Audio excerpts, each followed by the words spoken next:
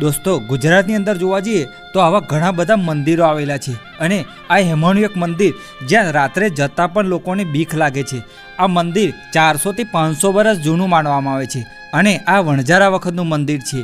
આ જગ્યા ઉપર પહેલા કૂવો હતો જે હાલના સમયમાં પૂરી દેવામાં આવ્યો છે અને આ મંદિર 20 વર્ષ પહેલા એક નાની ડેરી હતી અને અત્યારના સમયમાં એક મોટું મંદિર જોવા મળે છે. મિત્રો, અહીં 2 મંદિરો આવેલા છે, એક જૂનું અને એક નવું, તો તમે ત્યાં પણ દર્શન કરી શકો છો. મિત્રો, આ મંદિરની ખાસ વાત કરીએ તો નિસંતાન લોકો સંતાન પ્રાપ્તિ માટેની માનતા હોય છે. કોઈની જમીન ન વેચાતી હોય, કોઈની જમીન લેવાની હોય, એ માટે અહીંયા બાધા રાખતા હોય છે અને કુંવારા લોકો લગ્ન કરવા માટેની પણ માનતા હોય છે.